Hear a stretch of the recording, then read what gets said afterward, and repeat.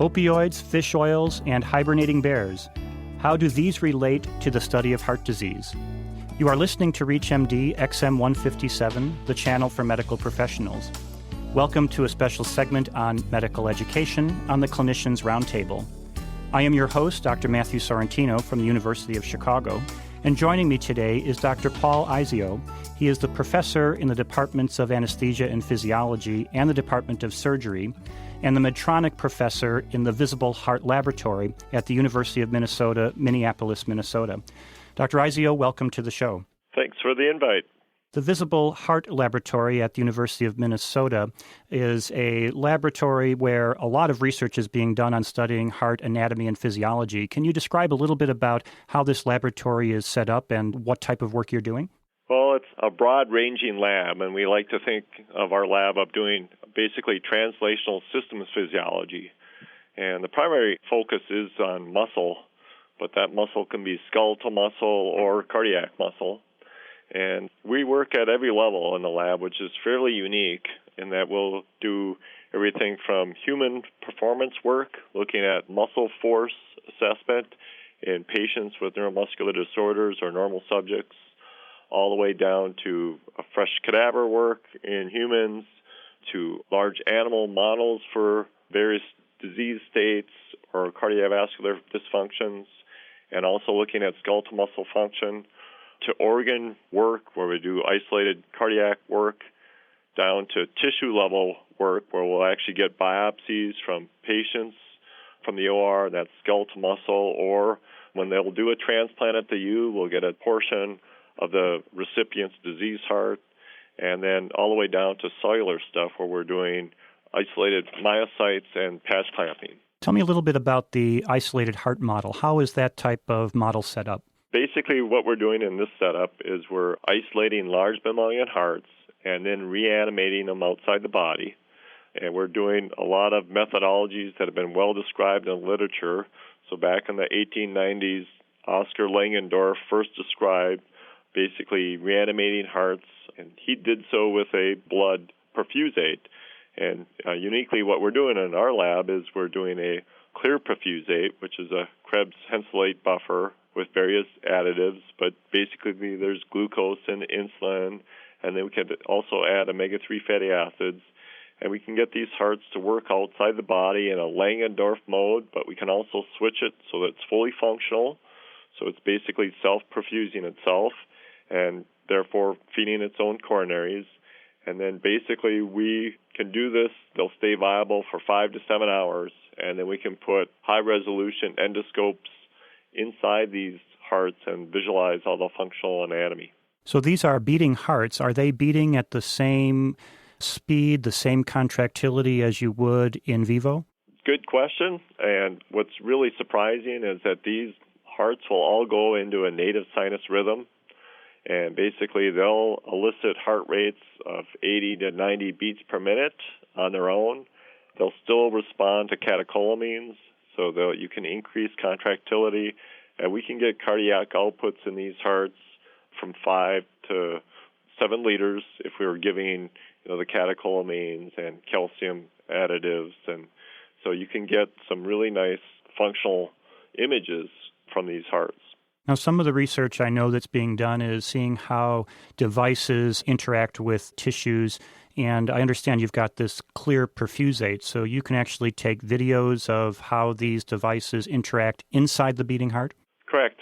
Most interesting aspects of this is because now you can actually visualize the device-tissue interface, and you can see how, for example, a catheter or a lead placed through a valve will modify the function of that valve, or we can actually implant valves into the heart, and these could be, mechanical valves or tissue valves, or recently we've been doing deployment of transcatheter delivered valves into the heart, and then we can see how well they'll seat within the heart and then how they'll interact with the surrounding tissues during function, during the whole complete cardiac cycle, and again, then we can try to upregulate the heart as best we can to really enhance performance.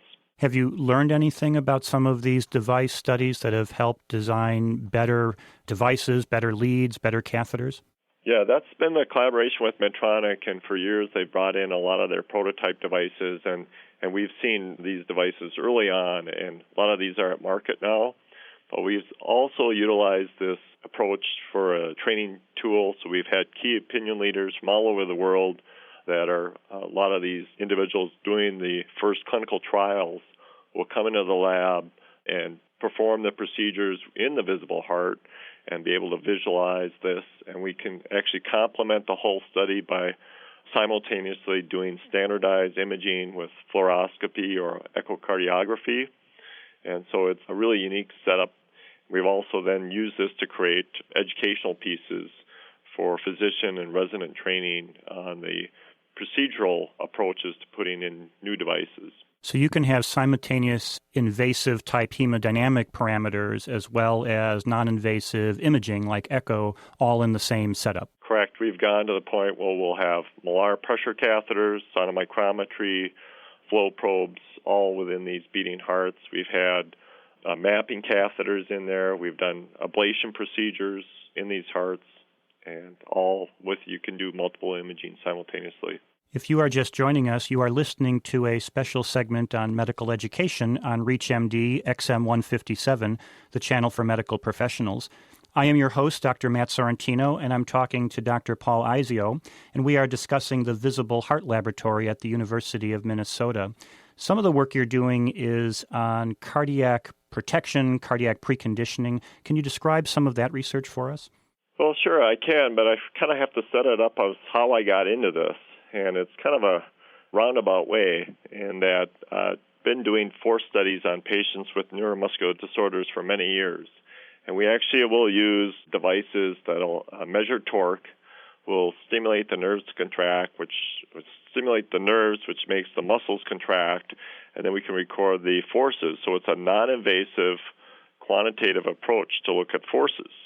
And it was about 10 years ago. I was sitting in my office. I got a phone call from Professor Hank Harlow at the University of Wyoming, and Hank said, "Hey, Paul, this is Hank Harlow.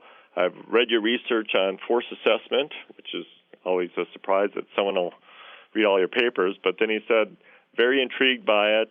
Would you be interested in collaborating with us? We're looking at a population of individuals that do not get weak or elicit weakness, even though they're immobilized for 4 to 6 months." And I said, "Sure, that sounds wonderful." And he says, "Well, we're studying hibernating black bears."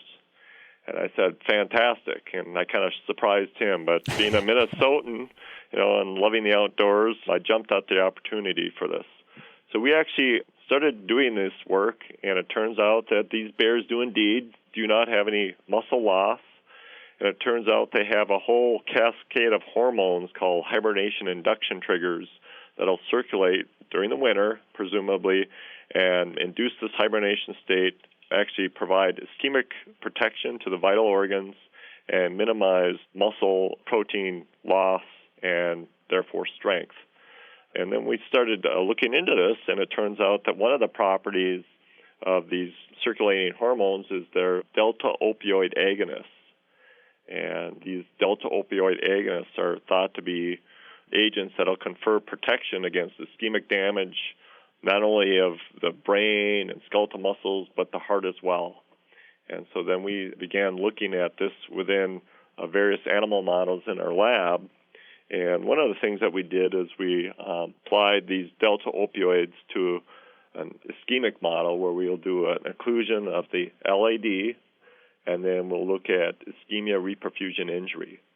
And one of the things that we did see with applying this is that the delta opioids reduced infarct size by 50% in this model.